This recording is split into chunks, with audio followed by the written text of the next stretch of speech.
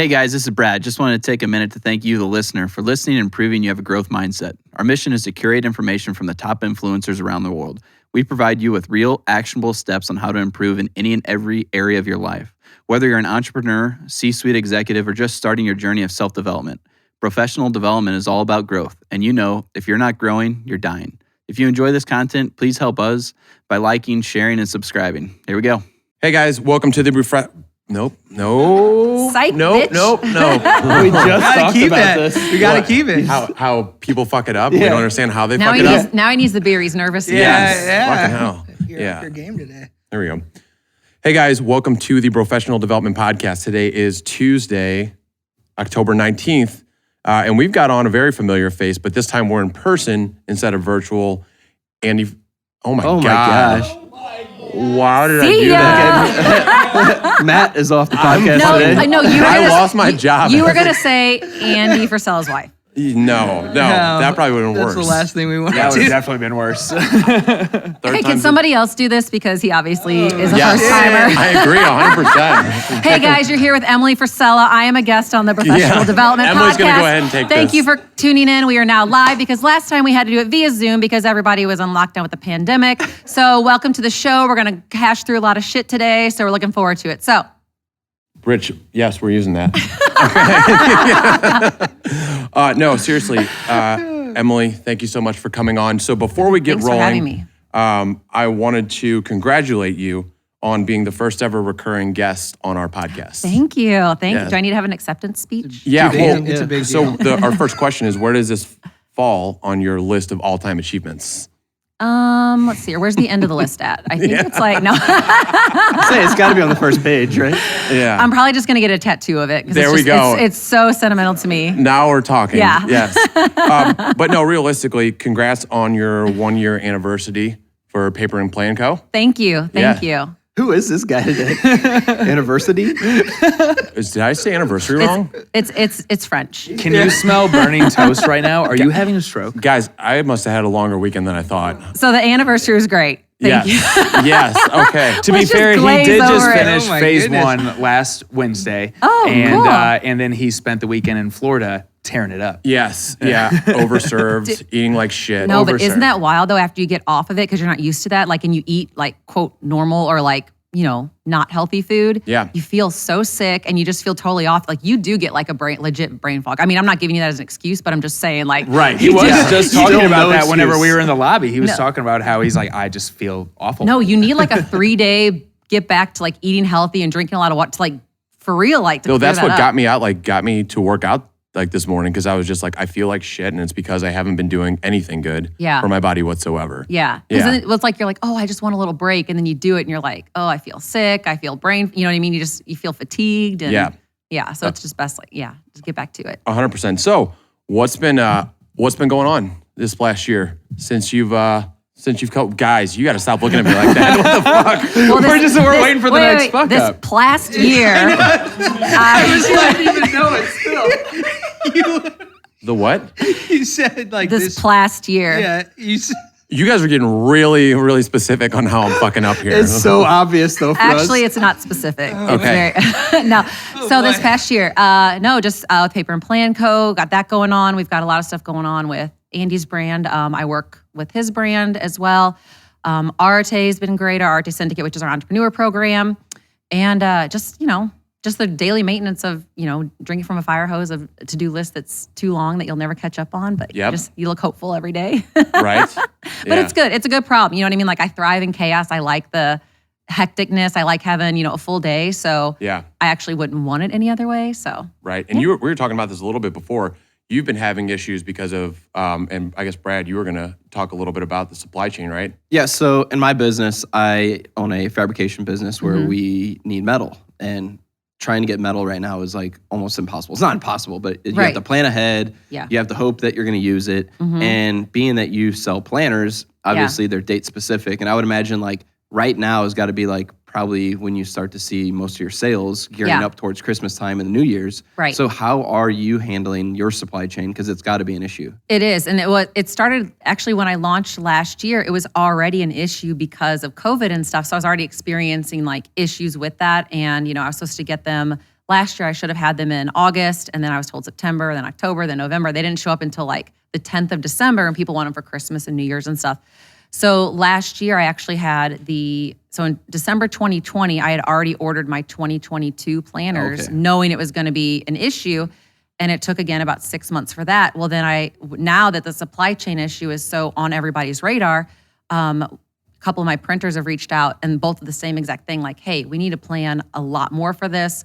So I'm ordering my planners again now, even a month earlier, because they're saying it's, at least a 6-month lead because there's a paper shortage, and they put a cap on how many you can order at a time. So like I can order X amount, and then in 30 days, I can order that amount again, but they don't let you order your bulk at the same time if it's over a certain quantity. But the problem with that is trickling down is that then you don't get your bulk discount for ordering. So it's hard because then you have the quote inflation, or you have to increase your price, because I'm no longer getting those good deals or those price breaks that I once was, because I can only order my smaller quantity.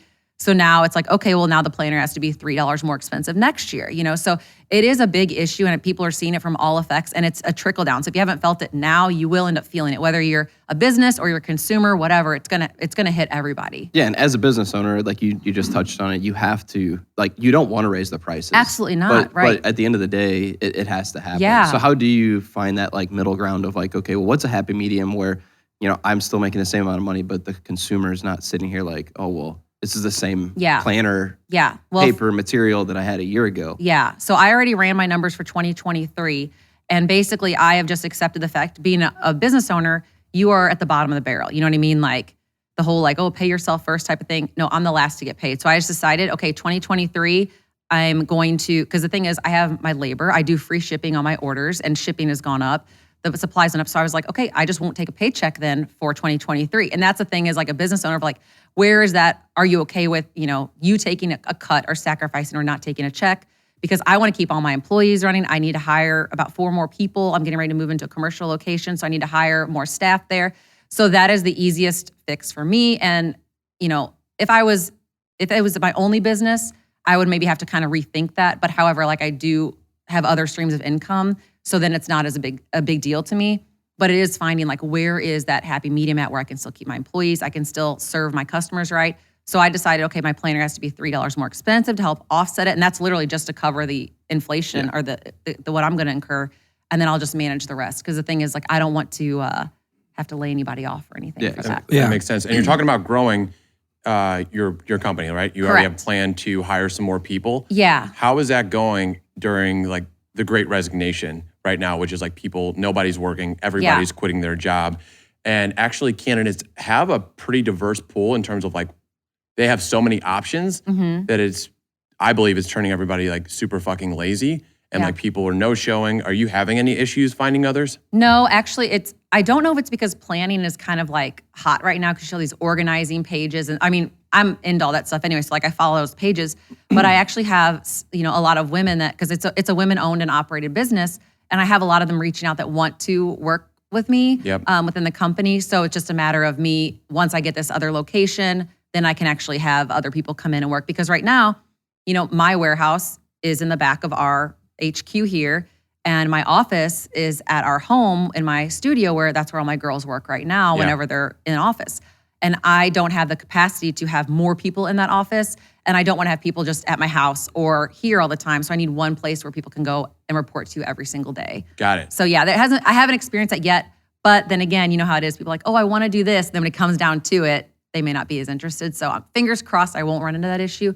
But I know it's the people that I coach in their businesses, it's a huge thing right now. Is they're paying people that should make $12 an hour, $20 an hour just to work. And then what happens is it eats into their profit margin. Well, then they get kind of where they're in a corner where they can't hire anymore, because they're overpaying people for the work just to have them be able to show up. Or they'll hire 4 people and 3 show up and then 2 quit. And it's impossible right now. Yeah. So what is your advice to the people you coach in that situation? Because that's something I'm dealing with right now. So I'd be what's your opinion in terms of why that's happening too? Well, I think people just need to sweeten the pot. It's not necessarily oh, I have to pay you all this, because we have to remember this is a temporary type of issue. And if you promise someone $20 an hour, and when they hit their 90-day, 6-month, a year, they're going to want to raise, not understanding that they're already getting overpaid for actually what they're producing at the moment. So there's other ways to incentivize people. Is that something where they get a bonus per piece, or is it, I call it like, we do like piecemeal work, or it's performance pay. So if you reach these certain numbers, then you get a bonus paid out. So that's something that I find effective, because then they want to work harder at, let's say they would make $12 an hour and you decide, okay, I'll pay them 14 just to sweeten it a little bit more.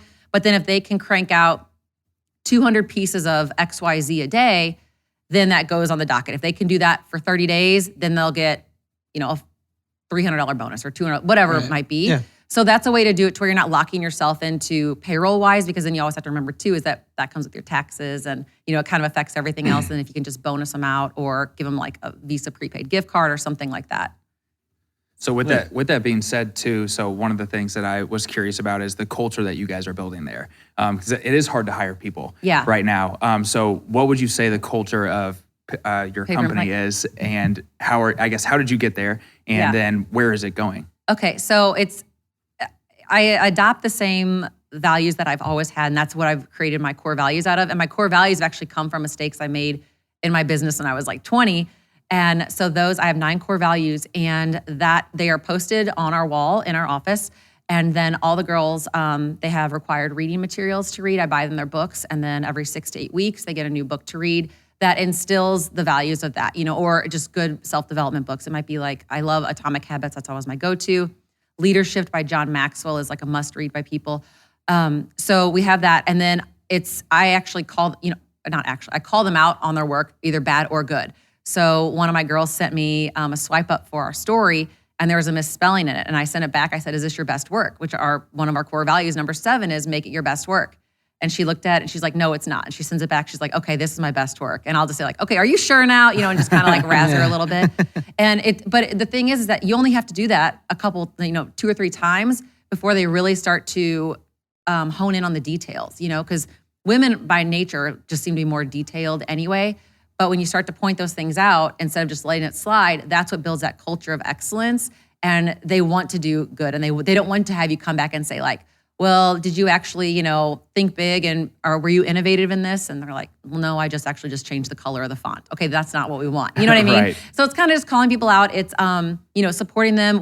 I do like little bonuses for them. I might, surprise them with like a gift or, a gift card or whatever like that, because they do work hard for me. And I do appreciate it, because I could not do it alone because of all the other shit that I have going on. I heavily rely on my team, not just because they're my team for my company, but like, I cannot operate without them, Sure. So. I remember a year ago, you said that you had 4 employees, one of them being your sister. Yes. Is it hard to not demonstrate some nepotism towards your sister? No, and I treat her just like an employee, cool. And she knows how I am, and because obviously I've known her my entire life.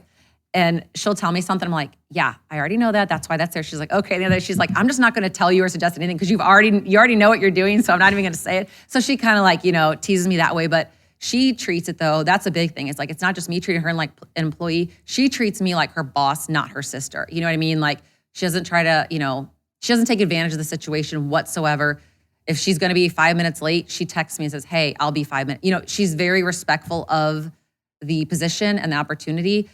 So it's been absolutely wonderful. And I mean, we've gotten along our whole lives. And so I didn't expect it to be anything difficult, but sure. she totally gets it. So I'm super fortunate there, because I know a lot of times when you work with family, that's not the case. Absolutely. Yeah.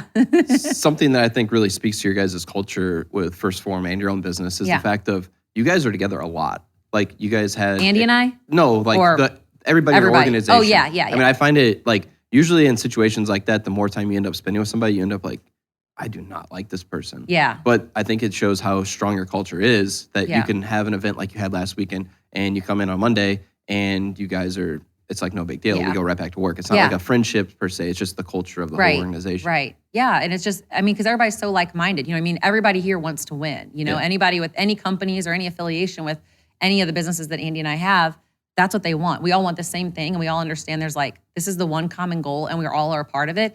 And it's like, you can't play Jenga without all the pieces, right? Yeah. And so that's kind of what it is. Like we have to have all these pieces in play to be able to reach, our final goal, which there's no real final goal. There's no finish line, we always say. It's just how far are we from the starting line? That's what we look at. That's a good way to think about it. And I think it is impressive how many businesses that you have. And one of those that I wanted to talk about was your Women in Business workshop. Mm-hmm. So interestingly enough, we actually started our own you can call it a networking event, but I think we all kind of hate that term. Like it's just a bunch of like-minded people that get together and we have no fucking clue what we're doing, but we know the goal from everybody is to just get better. Yeah. Right. And so we're figuring it out as we go. Is it called Bros in Business? Now it is. Coin that. 100%. We're trying not to single out just bros. We're trying to get some girls in there too. Girls can be bros if you spell it BRUH, right? Maybe. I don't know. Is it? Sure. Does that make it? I've heard girls say they're bro girls, but if it's BRUH, not BRO. Oh, see, I would call that bruh. BRUH. Yeah. Bruh. What's up, Anyway. bruh? So there. Delete that whole what I just said. No, I'm just kidding. You don't have to delete it. I don't give a shit. So we can delete that if we can cut my 6 failed intros. No, we Absolutely not. We're keep all keeping of those. We're keeping both. Yep. But we think it's really cool. I think one of the questions I had, and this is for us selfishly, it's like you're at a point where you max it and you cap it at 60 people, and knowing how big you are on the Instagram platform and everything else that you have, it's like I know it could be a lot bigger than that. So one, why cap it? And 2, let's just start with that first because I want to talk about the structure and stuff, but let's just ask why cap it? So I had 60, and then last year I actually did have 75, and that'll be the max. It's capped at 75 now. I do that because the culture, again, because the thing is I have 75 women there. I don't want to have 300 people there, and then they can't make those one-on-one connections. They don't have enough time to connect. I don't get to talk to everybody because you guys, like any events, you can't talk to every single person. I want to be able to have a meaningful conversation with every single woman there over that 3 days that we're together. So the 75 is just something that I just found like that was the happy place, because the first year I did it was 35, and then we did 55, and then we did 75, so I felt like, okay, that's a good amount of people, because then it's still, we make closer relationships that more way. Intimate, it keeps it a way more intimate event. Yeah. Then we get more questions answered when the speakers speak, they can do Q&A, and then more people are heard. And I don't know. I think that a lot of people are almost exhausted by these massive 2,000 events, and and you just go and you sit and you hear somebody talk, and that's it. Yeah. You don't get to have the dinners and the connections and make those relationships. And I have a lot of women that started doing business together. We refer each other to each other's businesses, and also outside of the women in business. It's a group we run the whole entire year, but we meet in person once a year, and it's just kind of and the thing is, I'm so fortunate because when tickets go on sale, I have no idea who's getting a ticket. It's like, hey, tickets go on sale here. Yep. They sell out in usually a minute or two, and then that's it. And so I was always scared of if I grow this bigger, am I going to get a cancer in the group that's going to ruin this culture? So that's kind of what in the beginning kept me to keep it small, because I'm like, if you can reduce the number, you can reduce the cancers. But I have not had not a single person that has ever come to any of them that has been an issue or a cancer or has tried to ruin the group. How many years now? This will be the 4th year coming up. The 4th year? Mm-hmm. Okay, so then big question there is, when you started out, how did you structure it, right? Because we are still meeting, we've only done one before, but we were talking about how we want to do it, and we've got people that are corporate guys that are aspiring entrepreneurs, and we've got people who have been and owned a business for over 30 years. Yeah. And we're trying to figure out that comfortable in between, because a lot of people want to get better. Everybody does. Some people want help. Some people are going because they feel like that they can help other people. Right. So how do you structure that, or how do you even set up something, especially for you, that you're only doing one event a year? Mm-hmm. So starting in 2022, I will do more events of them because of the demand of ladies that would like to come. And I won't go over 75. So I need to do more, and then do a conference where, we can, a larger group can come together, maybe a 1-day type event. But for that, as far as the structuring, the same thing. I have women that are just starting in business, some that just have their domain bought that haven't done anything yet. And then I have women that are, 7-figure earners, or, sometimes 8. But it's cool because then the women that are just starting out can look at the women that are further down on their journey and learn a lot from them. But it's helpful because people say, well, what are the people that have been in their journey for a while? What do they get out of it? The thing is, those people oftentimes forget the little things that got them there. So these girls are a reminder to those women that are further down the road of hey, you still have to do this. You still have to do stories and be active on your stories and share more of your lifestyle and things like that. And, the appreciation for customers and stuff. You don't ever want to lose sight of that. So when I structured it, I actually, I'll be honest, I had zero structure to it. I mean, I know what I wanted to deliver. I know I wanted speakers. I know I wanted this impact. I know what I wanted out of it. But with me not having control of who purchases tickets, that's hard to actually structure it before you even know who's there. Yeah. So when people buy a ticket, now they get a questionnaire. What do you do? What are your social handles? What are this? Blah, blah, blah. And then what I do, we do small groups there. So the girls can get together and work within groups. And I assign them their groups. So in these questionnaires, they have to fill out like, what are your top 3 issues in your business? And then I can go through and I find out women that have been, if I print out all the forms and my assistant and I, we sit on the floor and we stack them in stacks of like, this person's just starting out in the financial business. This woman has been in business for 10 years in the financial business. I automatically put them 2 in a group together.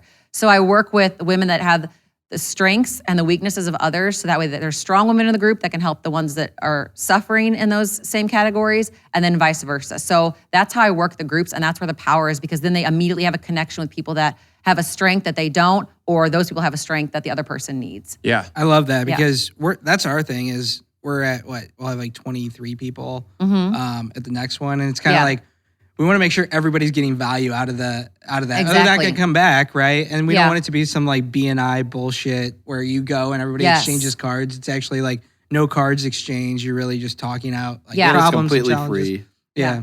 So it's like, as we grow it, because we want to impact as many people as possible. Yeah. But at the same time, the more people you add, the less value you can provide. Right. Yeah. So it's that's the thing is that, the value add can come from you indirectly by having these types of groups that they can work within, because then they help form stronger relationships with just maybe if it's 5 girls, 10 girls, whatever it is, they have each other to lean on because they discuss these things. And I had a woman there, she's an influencer. She's got like 20 million followers, I think. And she told me, you know what her biggest weakness was? She didn't like to be on camera. She didn't like to do video, but that's how she makes her living. And she doesn't like to talk. She's got a beautiful accent, and she doesn't like to talk because of her accent. I was like, are you fucking kidding me? Like, your accent's fucking sexy. Like, you need to talk about everything. And then it was cool to see her. She went home, and now she does videos all the time. And she's just a good, solid human, period. But to see her like flourish, because you would never think somebody, they have 20 million followers, they got this stuff figured out.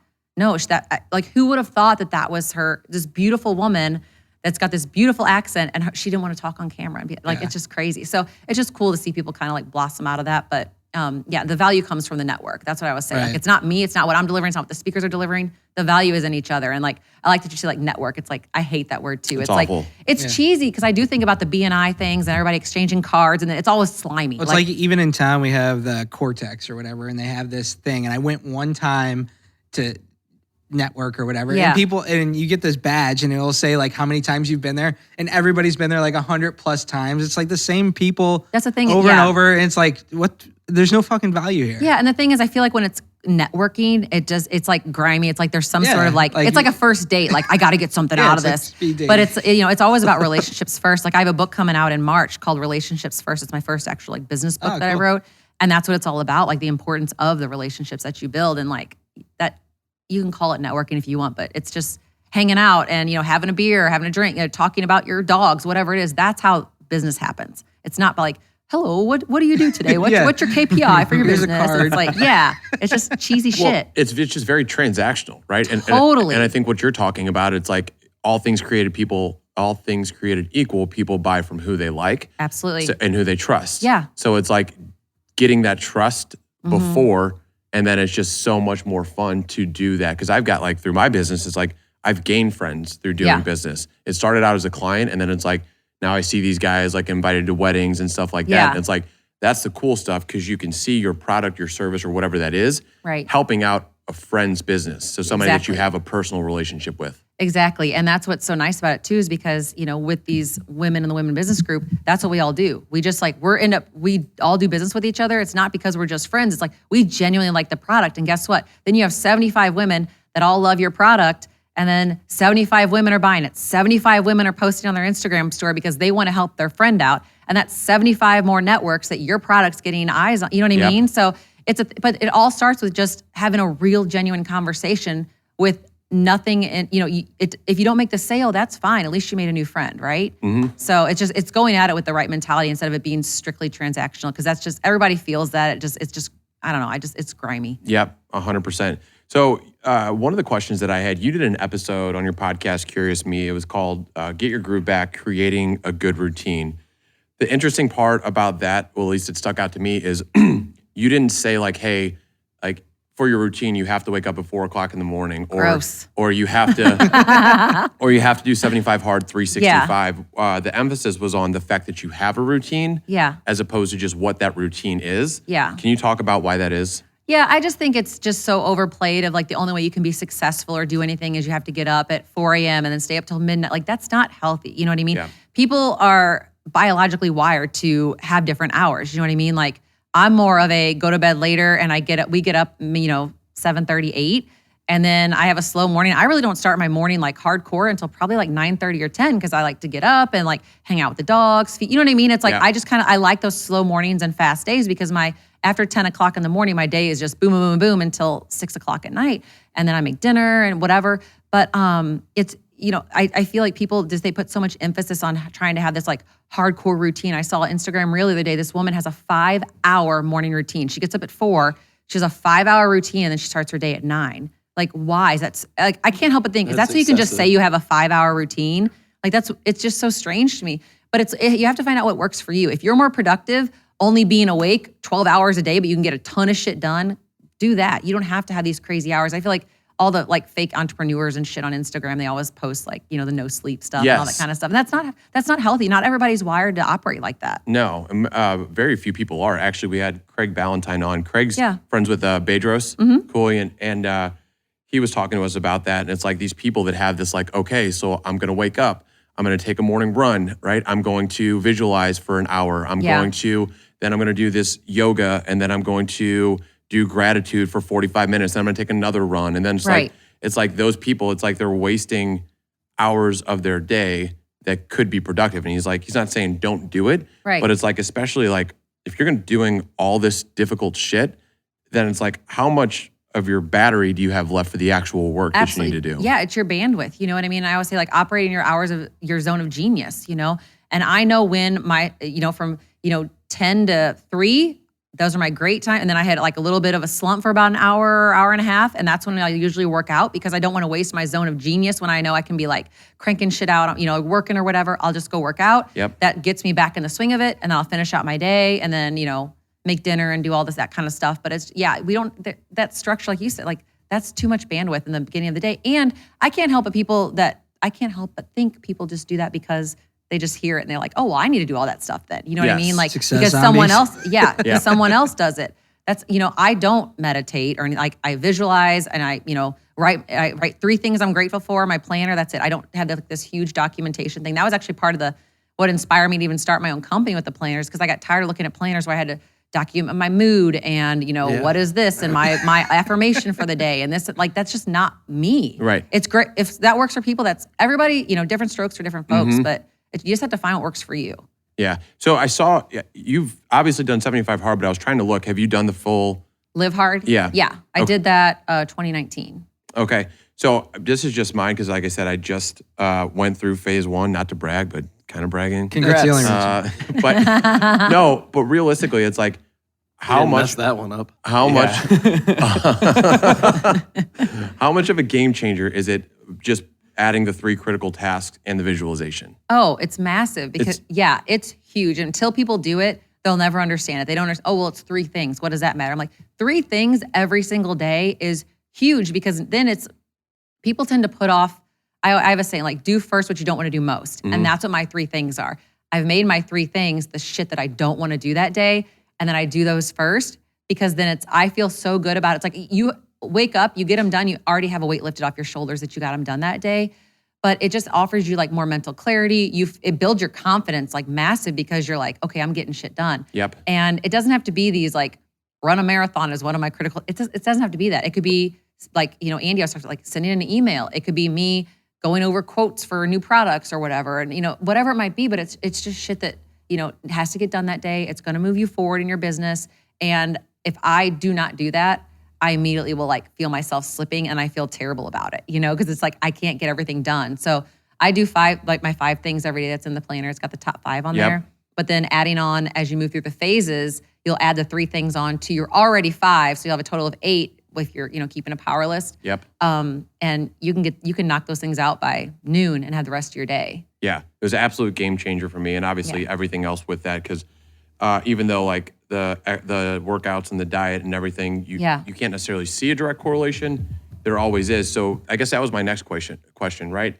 Having the businesses, doing 75 hard challenges, like how do you stay so disciplined, especially like on the diet side of things? Yeah. You know what? It's this is going to sound so weird, but I like food, but I'm not, what am I trying to say here? I don't get hung up on food. It's like food's almost, I think, and this is because of doing something hard and being so disciplined with my diet during that I kind of just like, oh, I can eat whatever. Like I'm not craving anything. And you lose kind of a taste for the junk, if that makes sense, or like the indulgent foods.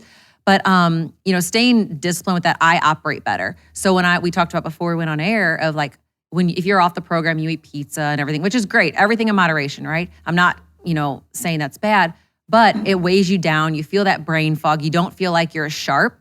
And I realize that I can put those two together and know like when I don't eat right, I don't feel as good, therefore I don't perform as well. So it's a driver for me in the success of my business that I keep my diet on point, that I keep my mind clear and sharp because I'm more successful that way. Because from doing 75 hard, I can tell like the business has grown in every business that we have because we're both like high operators now because we are keeping our shit so dialed in. Yeah, that's awesome. Do you guys write down goals at the beginning of every year that you track towards the end? Because I'm writing down a goal just recently that was next summer. I planned on like being invited over to a pool party. That's not happening. Smoking a cigar. Just kidding. Smoking a cigar with Andy. So not into it, not my thing, or whatever that reels is. Next question. Moving on. Okay. All right. So you want to come to the pool party and have a cigar? Yeah. So what are the percentages of that happening, you think? Well, remember how you asked me where that ranks on my list when I said where's the bottom of the list? That's down there with it. Yeah. Okay. I think it's like right after it.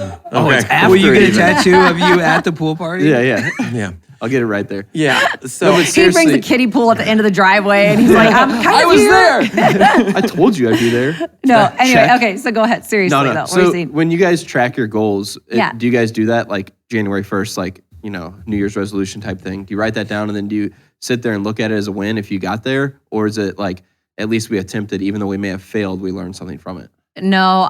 So Andy and I both goal set separately.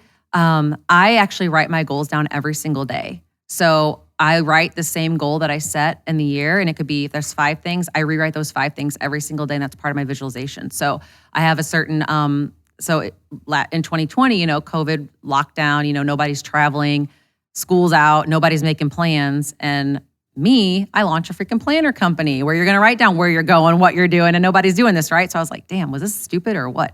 So I write it down in my journal every single day, the numbers that I wanted to hit for the year.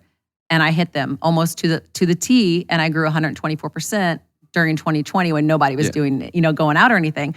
So it was just one of those visualization things, like I want to see these numbers happen. So every single I write down, what I want for myself physically, mentally, and then also for my businesses. So I do that just, daily, and I do reassess that. So it's like every single day you're checking every single day I'm checking it. So it's not that I just write it down and put it away.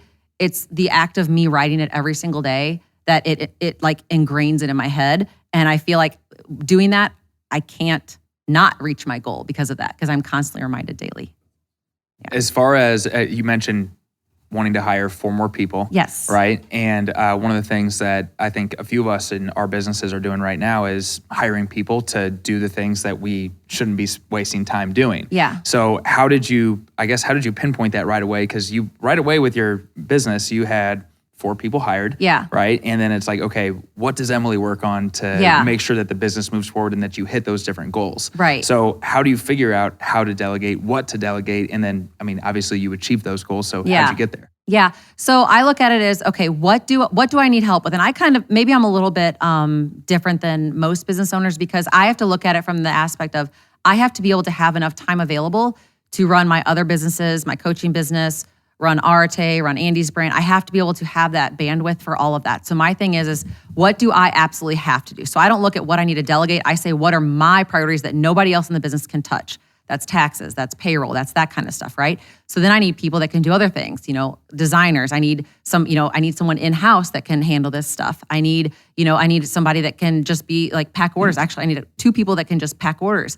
I need another person that can monitor the website and, traffic and customer care and customer service and things like that. So it's finding what I have to do and then finding other people to do the rest and figuring out the bandwidth of that. So it's kind of weighing it. It's like, okay, well, now we're actually increased to this much business. So, okay, such and such is spending 8 hours a day packing orders, but their strong suit is actually handling, updating photos on the website and getting descriptions and, talking to our web developer and things like that. So I need to alleviate them from packing orders all day to, freeing up 5 hours of their day to deal with website and customer service stuff or whatever. So then I need to find somebody else to plug in there. So it's kind of like a plug and play. There's not any sort of like set, like, this is how you do it. It's kind of like, oh, fuck, we need somebody for this. And hurry up, let's find somebody. You know what I mean? So it's kind of just moving people around till we get like this complete harmony where everybody is just like humming along and it's almost seamless. Because my thing is I'm involved in the business every day. I'm here every day. I see the girls. But it should be where I have it set up to where I can not even be there and it should run exactly as if I were there. And that goes back to like the culture and the core values and holding it up. So what's the goal in 2022? As far as was it percentage based as far as your that goal? Yeah, it's percentage based. However, the percentage I know is not going to be, I can't say not going to, but it's going to be different because again, we'll be moving into commercial space. So I'll have a build out on that. Sure. I'll have, my leasing and everything like that, all the other utilities, because right now I don't have that. So it's moving to that space and doing the build out on that. So yes, the percentages, it's having my full staff. I'm launching another component to my brand, actually 2 different components to the brand in January, as long as we're good to go with employees and everything that I have the bandwidth to do it. So that's kind of the build up here. So it'll be 3 different segments of the paper and plan company for 2022 and a new location. Yeah. Awesome, but terrifying. Yeah, I bet. It always is. What's the worst question you've ever been asked on a podcast or interview? Probably like when people ask me what the worst question is. That's Wait, so do you? No. If you don't remember this, Dan last year asked you a kill, fuck, marry on one of your was that? On one of your recipes. So they told me to do it. I know. Like, why am I going to F a cookie? That's like American Pie stuff. And Matt's into pies. Oh no. I actually don't know. I don't think I've ever been asked any like questions that I don't actually like, honestly, because I'm pretty like just go with the flow. But if somebody ever asks me something, that I'm just not comfortable with or something, or that's blatantly just like stupid. I'll be like, you seriously want me to answer that? And I try to do it in a way where like, then they're like, they get the vibe, you know what I mean? Right. But honestly, at the top of my head, I honestly can't say that I've ever been like. Yeah, it's okay. I just wanted to bring back up that Dan asked you kill, fuck, marry. So you just wanted to like get a little. Yeah. Over food. Yeah. Did you guys have anything before the OnlyFans question? Yeah, I had one more thing. So we obviously have these masterminds. So I think what are we calling them again? You said you're gonna call it Business with Bros. Bros in Business. Bros in Business. Yeah, so, but we're gonna spell it BRUHAs. Bros well, and you could Bros. You call it BIB. Bros in Business. Perfect. BIB. Bib. Perfect. We'll pay you something in that. I don't know. But with that being said, I'm just gonna hurry up and buy the fucking domain and then sell it to you guys. I'll squat on it. Help us out. Dude, I had somebody squat on my domain, my EmilyFrisella.com. Because so okay, let's just share this with your listeners. Yeah. If you start a brand, even if you so I started a brand. So it was my very first business when I was 20, you guys. It was like a flower shop. So it wasn't like when you had the websites built, you know what I mean? I was like in person, brick and mortar, whatever.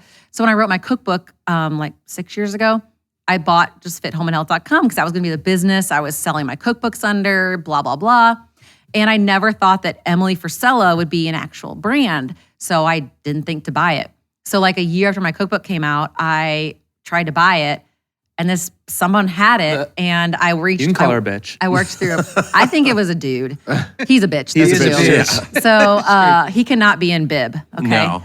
He's you need out. to put him on He's a blacklist. He's fucking out. So Was it anyway, Andy? Huh? Was it Andy? Yeah, he's like, I'm gonna get her. I own that. Wait, Yeah. So I worked through a broker and I tried to get it, and the guy wanted $75,000 for it, and I was like, no, this guy can F off.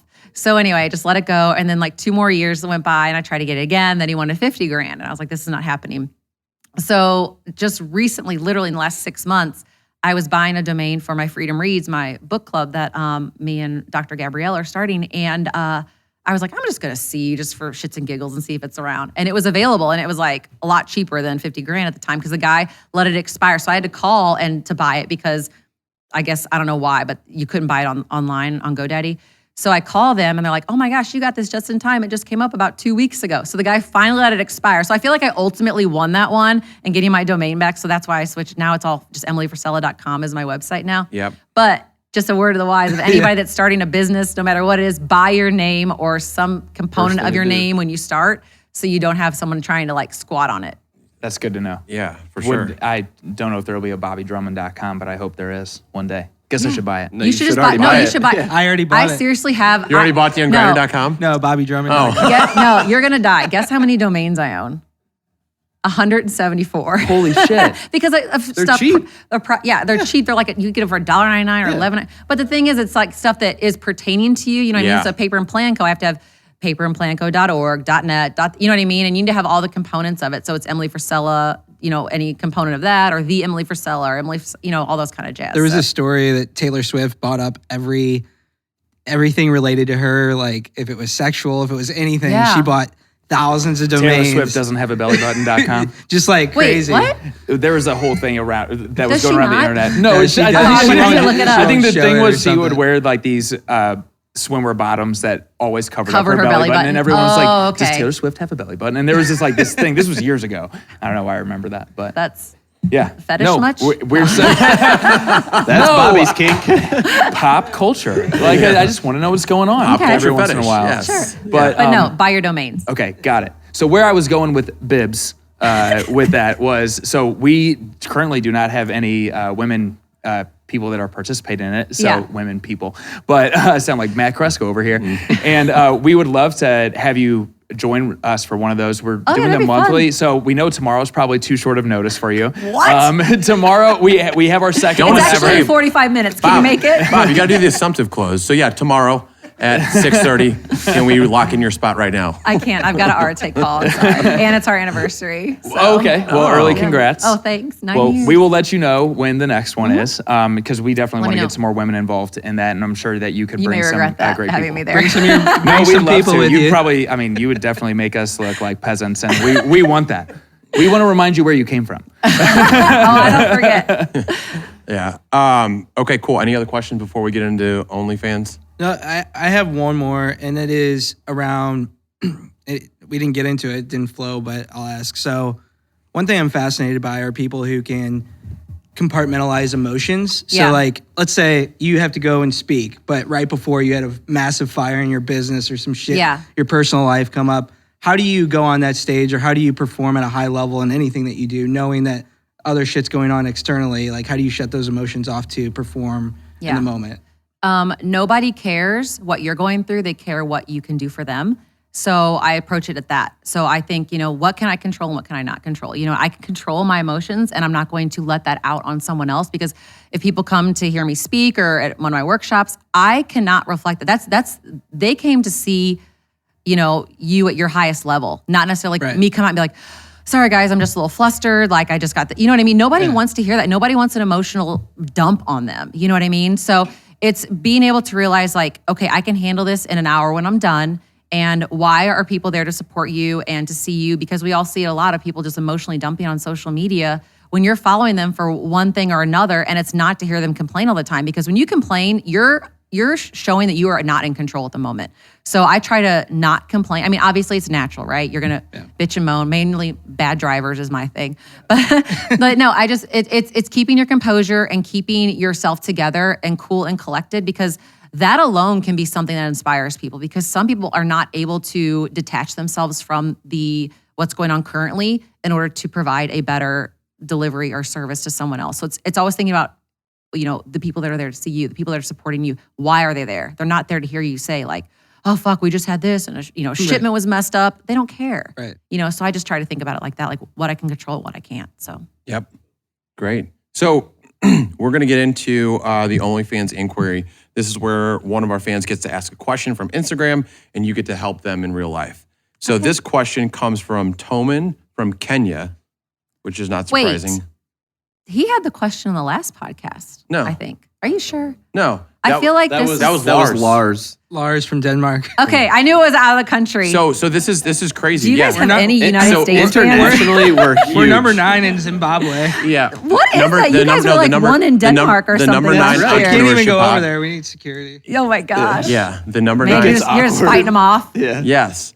So we're big over there. Eventually we'll almost make got it to the kidnapped US. last time. But for now, That's so cool. That is honestly, think about that. That's pretty cool. Like the way technology works It is that is like you can reach people literally around the world. yeah, no, it's We amazing. were higher than Andy, weren't we? Oh yeah, What? you We said were in bragging on Denmark. that. I remember you guys in saying that Denmark. last time. In Yeah. Denmark, we were. I think we fell Let me off go in get him Denmark. and you can tell him that. Yeah. He's now number 1 he in like Denmark. melts in his chair. He's like this. Gotta go. I had this hard stop actually. Yeah. See you guys. So we are about at that stop. But so the last question is from Toman is I want to start my own business, but I'm afraid with all the inflation, it's going to restrict me. Do it, don't do it. What do I do? What business? So Toman was not very specific here. So this is not a great question, but why don't we just do it as this? For somebody who is afraid, because everybody's got an excuse, Yeah. right? The lights are Yeah. never green type deal. Right. For just a general, like, should I start my own business to anybody? Because there's obviously a lot of listeners out there. Yeah. At least 800 on Instagram. Yeah. So what would your advice be? So I always think it's if you have something that you can innovate and different and it's going to strike the market and something you're passionate about, then yeah, you should. If you're just wanting to start a business to think you're going to get rich, this is not the time to do that, and you should never lead with that as your reason why. Every business I've ever started in my entire life has been to serve a purpose or to help people or fill a void that I found, or if I couldn't find a product that I liked, I just decided to create it. So with inflation, things like that, that's kind of, there's a nuance with that. It depends on exactly what he's wanting to do. But for people in general, it's study the market of how has the inflation grown over the last 5 years? And then also obviously this year, is it something that's on pace? And if so, you need to pace it out with your price points as well to expect that. So if you find an average increase of inflation that's going to be at a 2.7% increase every quarter, then you need to project that into your goals of like, okay, well, I was going to market at 50, but I better make it 56 to help kind of account for that. So it's taking that into consideration. But I feel that, you will figure it out. Just it's starting, get in. I will say this, if it's a product-based service or a service-based business, service-based, boom, it's just you and your knowledge. That's easy. Yep. When it is a product-based like this, you need to take into account of right now, the problem is in the US lease is the ports are all closed. So if you're importing anything, which I know he's in Kenya, but if you have import of goods, are you even going to be able to get the product though? That's the thing too, is like, because it may delay your launch. So financially, if he decides to start this business now, but yet there is a 9-month lead for him to get his actual product in hand, he is going to be advancing out his money 9 months before he can even start to create a revenue for himself. So that's the thing you'd want to find a balance with as well, of working with vendors, even though you'd be new, trying to work out a relationship with them where you can make a partial payment to them, or getting a little bit more creative in that regard. Because for a lot of people, when they start a business, they need to start getting a return within usually 60 days Yep. To help fund things. So that's something though with the supply chain issue and inflation of like, how long are you gonna be waiting for your product Cool. before you get revenue? Something So, I do find interesting about the inflation that I actually push more people to start their business towards is the fact of you're not making money with it sitting in the bank. right. As an employee somewhere, your salary is never going to keep up with the inflation that we're at right now. You're not going to get that pay raise with what you're getting, what money is worth as it's going. Correct. So the only way I feel like you can live that life that is comfortable or to do the things you want to do is to own your own business, because you put the cap on what you can be paid Right. versus somebody paying you your salary every single year. Right. So that's Yeah. something I do find interesting about inflation. No, totally. And the thing is like, the harder you work, the luckier you get, that Yeah. kind of saying, and it's absolutely true because, that's one thing that, Andy has done, like to make up for inflation. And we try to like take care of our employees in that regard. But you're right. Like if you start your own thing, you can find a way. Like let's say, that your gentleman in Kenya, he starts his business, but yet he needs another income. What else are you good at? You know, for me, that's kind of actually how I started with my coaching business. Whenever I launched my cookbook, because it's very expensive to produce a cookbook. It's for printing in general. You do on Amazon. Amazon doesn't pay for 4 months. That's just how they work. And, it takes a lot longer to recuperate your funds that way. And I thought, well, how can I self-fund my business without actually ever having to tap into my account? Yep. And that's what I did. I was like, oh, well, I'll just coach people. And then that funded my business during those times. And it just took off. And it's just something that I've grown to enjoy so much over the last 5 years. So it's something that creative people are like, oh, this is great. You do this. But they don't really know that I was doing it as a way to have another source of income while I was working. So I have no cap on it. I can take as many clients as I want or I don't want. And I keep that income and there's coming virtually in. no overhead in that. There's zero. It's literally just what's been in my brain the last 20 years, you know? I just started doing that. What? It's coaching? Yeah. Yeah. Dude, it's great. You know what the thing is that, Different. Huh? A little different, but same thing. Yeah. What? No, I just took over. Why are you being weird? Well, it just makes it because it makes it sound like I'm like this like business coach, and it's not what I am. So I don't want to come across as like You're fake. a life coach. Yeah, basically, I take care of a guy's race car who lives in LA. He flies out. I work on it. I give him my knowledge of what to do on the track. So it's like a different form of coaching. I don't want to come across as like a fake entrepreneur type thing. No, I get that. Yeah, but it's a way that you're able to provide value to someone else, and it helps you in exchange. Exactly. You know what I mean? Yeah. So. No, I totally get that. And that's another way, you know, that people can do that. There's always another way to find a source of income. And the thing is that, you know, you're saying like, oh, like, I don't want to sound like a coach. The thing is, I feel like there's so many people that, and I know you're not, I'm just saying there are a lot of people that are claiming to be something that they're not. And there's no actual social proof to that. You know, it's like, Andy and I always talk about that. It's like the 19-year-old life coaches. It's like, dude, when I was 19, I made the most mistakes ever. You know what I mean? So like, who am I to tell someone something? I was you know? sleeping till 3 p.m. Just getting hammered at Mizzou. Yeah. So, but no, I get that. Yeah, it's just finding other ways to provide income to help support your goals and dreams. Because like actually, our very first, our last house that we had, that was the house we were in when I launched my cookbook, and we had, you know, it was a nice house, and you know, I could have bought a desk for my office, but I never did. I wanted it to be just from my income that I was creating from my sales. So when I started the first, maybe probably 4 or 5 months, I worked from a 2 foot by 4 foot folding table and a folding chair and a spare bedroom. And that's all that was in there. And that was my quote office, but in this nice house. But it's like, it was that pride of like, I want to be able to buy it from my actual company funds. You know what I mean? Yeah. See, that's incredible to me because it's like, you know, whether in like a situation like yours or whether like Brad, like his dad's done really well for himself in business. It's like usually when you have those opportunities to get things easy for you, it's like so many people take advantage of those as opposed to the two of you or like a lot of other people out there, but still the minority. It's like you want to work for your shit. Like you don't want that handed to you, even though you have that opportunity. No, and that's the thing. I think that's a quality that I don't want to ever lose, though. You know what I mean? Because like I started working when I was 14, so I could buy my house when I was 19, and then I started my business when I was 20. Like it's always been important to me. I want to be able to earn it. You know what I mean? I don't want to be able to say like, oh, she's got that or that. She's only, you know, whatever people quote successful because of this or that. Like I want it to be like, no, I actually put in the work, and like I wanted to have that semi-struggle, I guess you could say, to really appreciate it. And plus it makes you work harder because I want to be able to operate on only that. I don't want to have to fund my own company. You know what I mean? I want to be able to just like run just with whatever I work my ass off to make. Yep, that's awesome. And a big reason that we like you having on this podcast. Thanks for having me. Yep, we appreciate it, Emily. It was fun. Thanks, guys.